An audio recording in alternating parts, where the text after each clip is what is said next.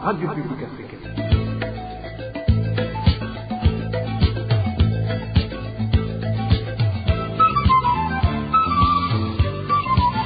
Radio Publique Africaine.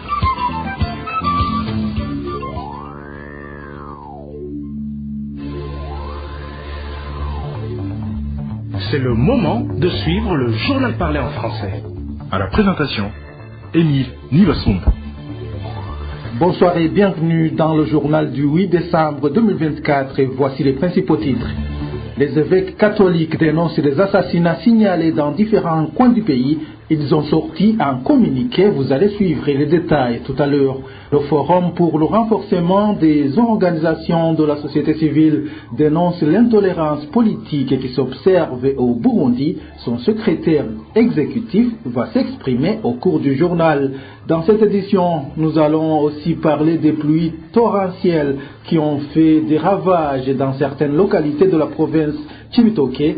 Dans un instant, le développement du journal.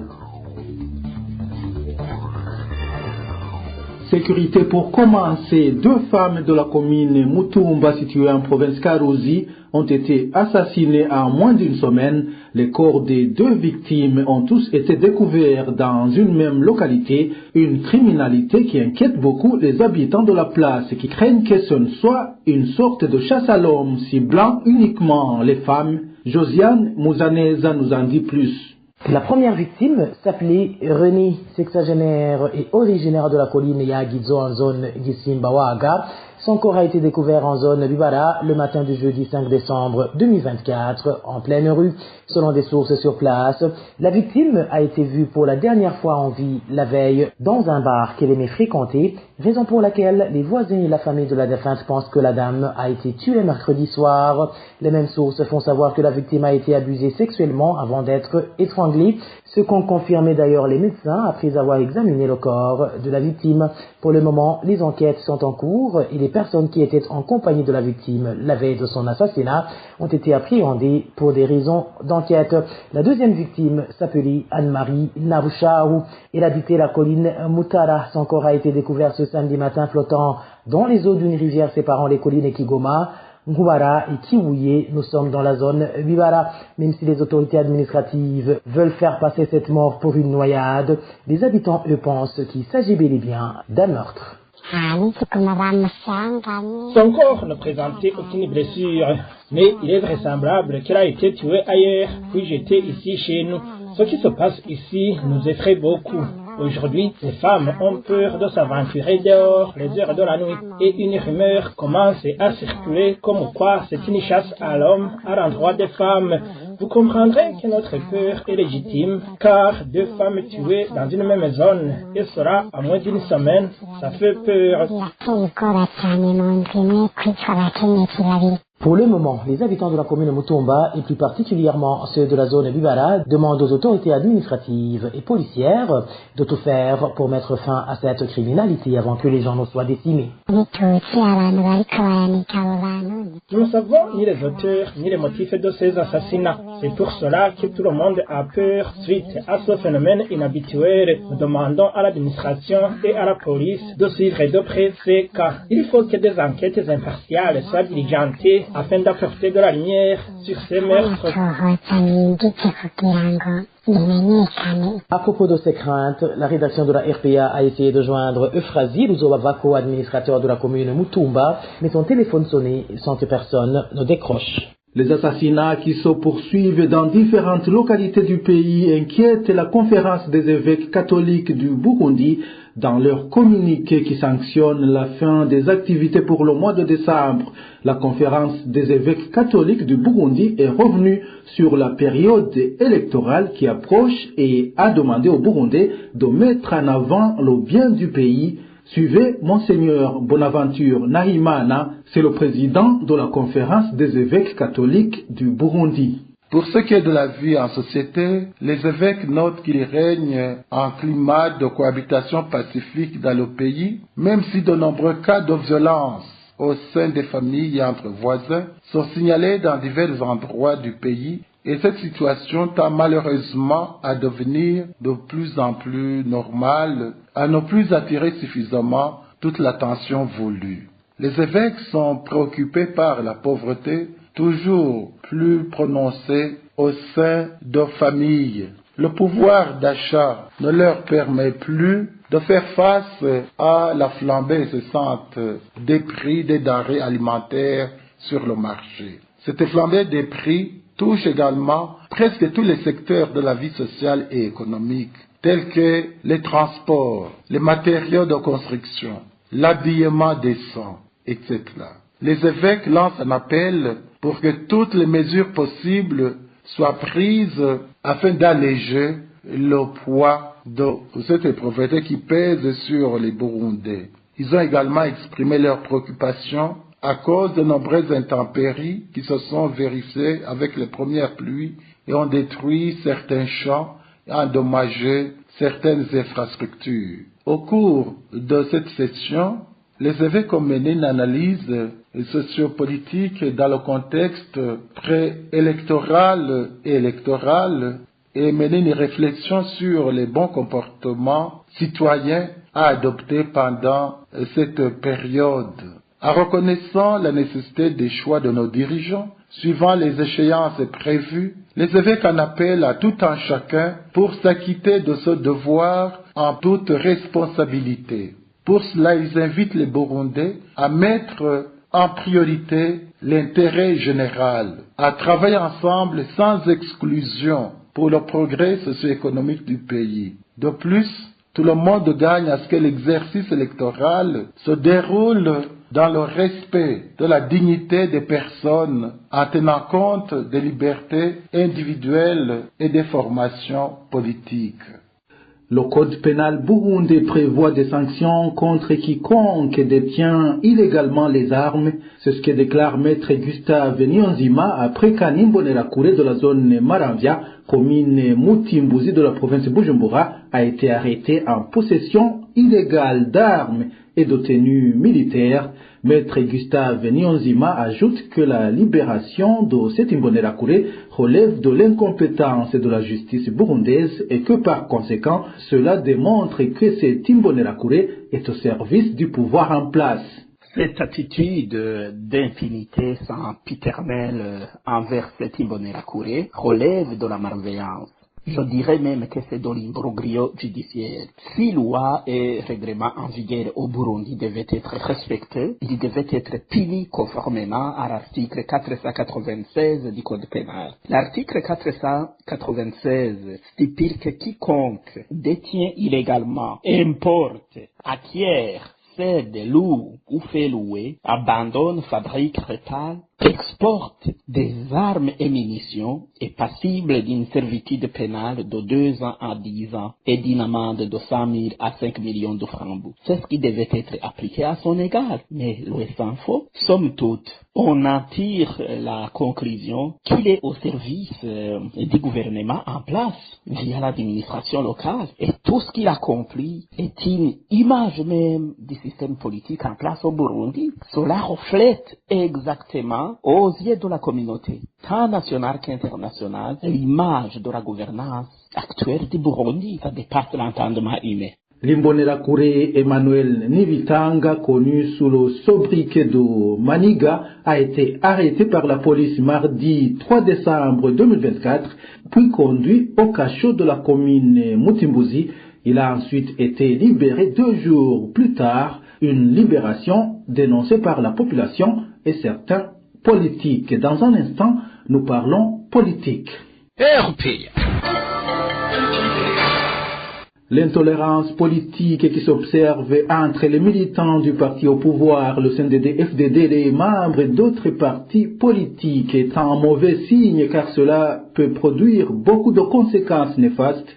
Réaction du secrétaire exécutif du Forum pour le renforcement de la société civile Force.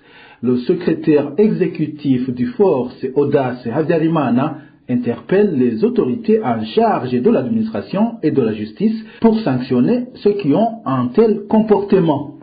Ça fait un moment qu'au Burundi, il s'observe un comportement d'intolérance politique et cela est plus visible sur le terrain entre les jeunes affiliés dans les différents partis politiques, y compris notamment les jeunes affiliés au parti CNDD-FDD, donc les Imbonerakure, contre les autres jeunes affiliés aux autres partis politiques comme les membres du Frotebu, les membres du CNL, anciennement FNL, ainsi que les membres du MSD notamment.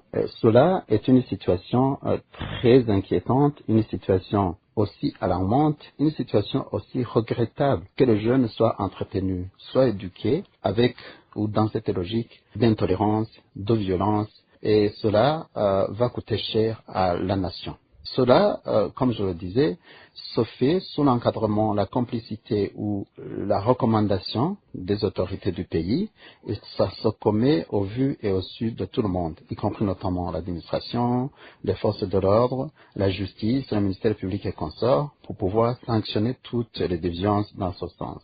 Et entre autres conséquences, c'est que la haine sociale va s'installer, la peur panique va s'installer, et bien ça devient une situation très inquiétante dans la mesure où l'impunité qui s'observe devant des situations pareilles fait que les récalcitrants, les déviants vont être plus aigris, vont être plus violents à l'endroit des membres des autres partis politiques. Là, le doigt est plus pointu aux jeunes affiliés au parti CNDD-FDD et les Imbonerakure qui ne cessent de manifester un comportement de violence à l'endroit des autres jeunes des partis politiques. Eh bien, cela nous amène à faire des propositions d'amélioration ou de prévention. Donc, pour dire que ce soit les complices, que ce soit les auteurs eux-mêmes, que ce soit les co-auteurs, que ce soit les commanditaires, tôt ou tard, ces jeunes-là, en train de bénéficier d'une telle complicité, ils vont se retourner contre ces autorités, vont se retourner contre ces cadres actuellement au pouvoir, parce qu'ils sont en train de bénéficier d'une éducation qui n'est pas digne pour un état de droit. Eh bien, aussi, un autre conseil, c'est d'interpeller les pouvoirs qui ont la prérogative d'arrêter et de sanctionner des déviants dans ce sens, de se saisir de la chose afin de pouvoir prévenir tout dérapage, parce que avec une situation pareille à la veille des élections, on craint le pire pendant la période électorale. Sa réaction vient après que jeudi dernier sur la colline Gihororo, commune Gatara en province Kayanza, une bagarre a failli éclater entre les membres du parti CNL pro-Agathon Gwassa et des Imbonerakure affiliés au parti CNDD-FDD du fait que ces derniers voulaient arrêter un militant du parti CNL. Puisque nous parlons de la province Kayanza, certains habitants de la commune Matongo, dont des commerçants, protestent contre les taxes annuelles exigées ces derniers temps, alors que l'année fiscale est toujours en cours. Ces habitants de Matongo parlent de vols organisés. Les détails avec Rémi Nderagakura. Alors qu'ils s'attendaient à payer les taxes annuelles au mois de février, ces habitants de la commune Matongo, dont la majorité est composée par des commerçants, s'indignent du fait qu'ils sont obligés de les payer depuis le mois de novembre dernier. Ces habitants indiquent qu'ils ont eu des difficultés à comprendre ces pratiques de l'administration. Nous étions habitués à payer ces taxes au mois de février, période à laquelle l'année fiscale allait s'achever. On se demande ce qui a changé pour que ces taxes commencent à être demandées à partir du mois de novembre, alors qu'on devrait les payer au mois de février ou au plus tard au mois de mars. C'est pourquoi on demande de plus amples explications. Se basant sur les menaces proférées par des persécuteurs de ces taxes, les habitants manifestent leurs inquiétudes. Ce qui nous attriste et nous inquiète en même temps, ce sont les menaces que les persécuteurs nous profèrent. Nous craignons d'ailleurs qu'un jour nos activités soient fermées, alors que c'est cela qui nous aide à faire vivre nos familles. Ces habitants demandent que l'administration communale arrête ses exigences et attende le moment opportun. La rédaction de la RPA a téléphoné à Alice Sabiyumva, qui dirige la commune de Matongo, pour recueillir sa réaction, mais s'est abstenue de tout commentaire. Dans l'édition de ce lundi, nous allons vous parler d'autres indignations des habitants de la commune Matongo. Pour clore cette édition, de fortes pluies mêlées de grêle ont endommagé plusieurs champs de culture ce samedi sur la colline Karugutsi, zone Rubona, commune Mugina. Nous sommes dans la province Chibitoke. Les habitants de cette localité demandent aux âmes charitables de leur venir en aide. Les détails avec Balthazar Miburo. C'est dans l'après-midi de ce samedi que des pluies mélangées à des grêles se sont abattues sur la colline Kaguruti, zone Rubone, en commune Mugina de la province Cibitoke. Cela a causé plusieurs dégâts matériels, à savoir des champs de haricots, de maïs, de bananes, de manioc, de courges, etc., ce qui a laissé la population dans une désolation totale, comme en témoignent ses habitants. Dans les localités de Gifunzo et Nyarutare, c'est là où il y a plusieurs dégâts où des cultures de haricots verts étendues sur environ plus de 16 hectares ont été très endommagés. Et ce n'est pas la première fois que ces pluies torrentielles tombent dans ces endroits et causent des pertes énormes. Le chef de zone Rubone, Samuel Kubwimana, demande aux bienfaiteurs de venir les aider et à la population et de s'entraider mutuellement, car selon lui, l'administration ne peut le faire toute seule. Mais à cet propos, les habitants n'ont pas hésité de soulever leurs inquiétudes, que même s'il y aurait des aides, ces dernières ne leur parviendront pas. Ils donnent le cas le plus récent des aides octroyées aux victimes de ces catastrophes naturelles qui ne leur ont pas été données et qui ont été plutôt octroyées aux Imbonerakure, alors que plusieurs maisons, y compris des écoles, des églises, avaient été endommagées. Ils demandent alors aux bienfaiteurs de bien suivre que la distribution de ces aides soit réellement octroyée aux bénéficiaires en faisant leur recensement des victimes de ces catastrophes climatiques qui ont réellement besoin d'assistance. Voilà, c'est par ici que nous mettons un point final au journal du 8 décembre 2024. Merci à vous tous qui nous avez suivis à la présentation. C'était Émile Nibasumba. Au revoir. C'était Émile Nibasumba. Au revoir.